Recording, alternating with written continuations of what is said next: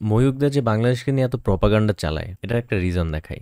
ওনার চেহারা দেখে মনে হচ্ছে he is very happy and well known. এরা আমাদের মাগোমার সাথে উনি ছবি তুলছে, so there must be a connection. উনি ওই ওই মতবাদের লোকজনদের পছন্দ করে।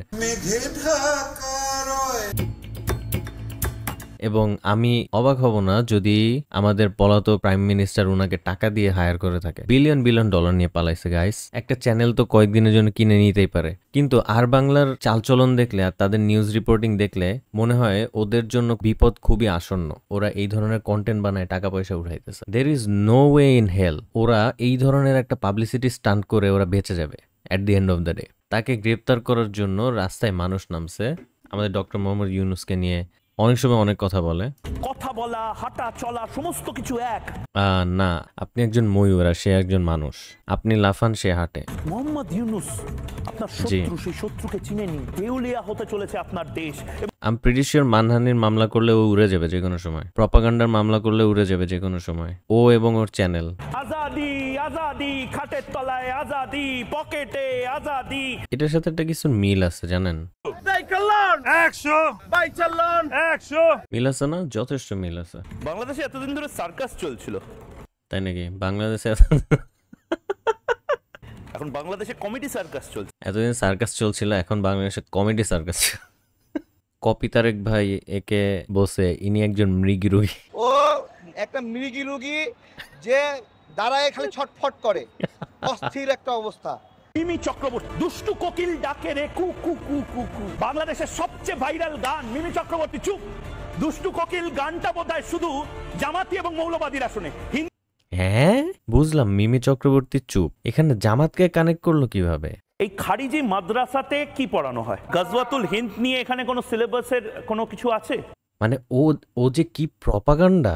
পড়ালে সমস্যা কোন জায়গায়? মোহাম্মদ ইউনূস ময়ূকের মুখোমুখি হতে চায় না, ময়ূকের সাথে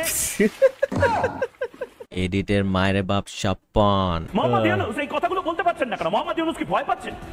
হ্যাঁ, মোহাম্মদ ইউনূস ভয় ঠক ঠক করে কাঁপছে, ময়ূরের ভয়ে ঠক ঠক করে কাঁপছে। মোহাম্মদ ইউনূস কি জামাতিদের ভয় পাচ্ছেন? মোহাম্মদ ইউনূস কি একটু আগেই বললো যে মোহাম্মদ ইউনূস জামাতের মৌলবাদীদের সাপোর্টার, এখনই আবার বলতেছে মোহাম্মদ ইউনূস কি জামাতিদের। এত দুর্বল রাষ্ট্রপ্রধান দেখতে পাইনি আমরা বহুকাল। তাই নাকি? মোহাম্মদ ইউনূস দুর্বল, এত দুর্বল রাষ্ট্রপ্রধান দেখতে পারে নাই। তাহলে এত বড় দেশ সামলাবেন কি করে? ছেড়ে দিন না, ছেড়ে দিন না মোহাম্মদ ইউনূস, অন্য কাউকে দায়িত্ব দিন। আপনি পাচ্ছেন না স্যার, পাচ্ছেন না। এই ধরনের কথা কারা বলবে? বাংলাদেশের পলিটিক্স করে যারা, তারা বলবে। অবভিয়াসলি সাধারণ জনগণ এইরকম এত উত্তেজনার সাথে এই কথাটা বলে না। লুক এট দিস পারসন, সে বাংলাদেশেরই কেউ না, ওর এত ইন্টারেস্ট কেন? দুইটা রিজন হইতে পারে। He is getting paid by the পালায় যাওয়া প্রধানমন্ত্রী, অর আমি যেটা বললাম টিআরপির জন্য এত বান্দামি করার কথা না। I don't think so. আজ জবাব চাই, বাংলা থেকে বেরিয়ে যান, কাল দেশ থেকে বেরিয়ে যান, কারণ ভারত মেডিকেল ভিসা নিচ্ছি, আমরা হচ্ছে ট্রিটমেন্ট পাচ্ছি, আর আপনারা আমাদের কারণে বৈদেশিক মুদ্রা অর্জন করছেন। আরে কৃতজ্ঞতা বোধ দিদি। আমরা যদি আপনাদের ওখানে চিকিৎসা নিতে না যাই, 6 মাস পরে চিকিৎসা বলেন, ডাক্তারের কাছে ভিড় বলেন, সবই কিন্তু কমে যায়। হ্যাঁ, পার্শ্ববর্তী রাষ্ট্র আমি কি কোনো ঠাকুরমার ঝুলি শুনছি?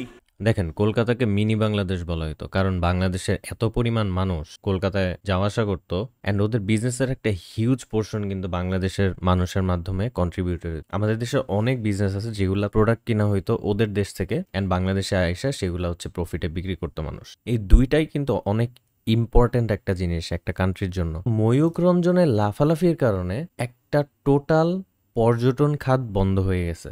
আমি জানি না বাংলাদেশের মতো জায়গায় এরকম কাজ যদি কারোর জন্য হইতো, সে এভাবে নিউজ করা তো দূরের কথা, সে জেলের বাইরে থাকতে পারতো না। একটা পর্যটন খাত বন্ধ করার পিছনে ময়ূক রঞ্জন প্লাস আরো দুই একটা পলিটিশিয়ান, ইমোশনাল পলিটিশিয়ানস, যাদের একদম ডিরেক্ট কন্ট্রিবিউশন আছে।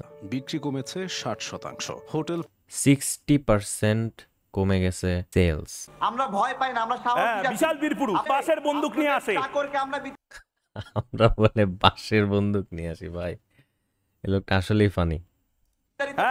আর জঙ্গি পাঠায়, সন্ত্রাসবাদী পাঠায়। এই যে এই ওয়ার্ডগুলা ঠিক না।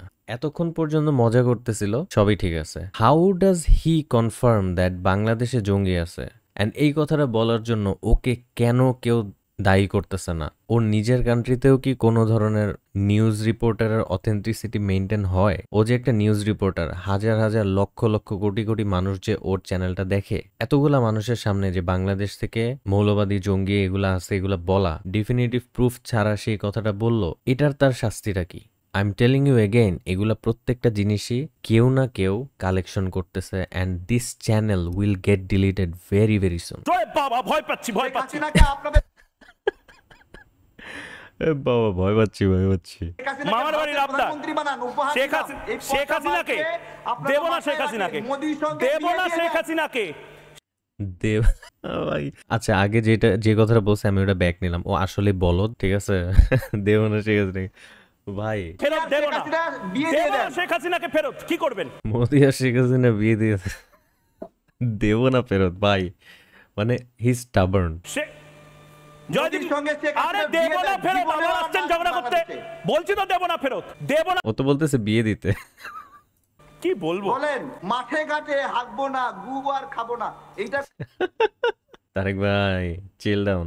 কোনো কথা? আপনারা কি পর্যায়ে নিজেদের হি স্মাইলিং, দেখেন ও কিন্তু হাসতেছে। শীতকালে ভালো সার্কাস দেখতে হলে বাংলাদেশে দেখুন।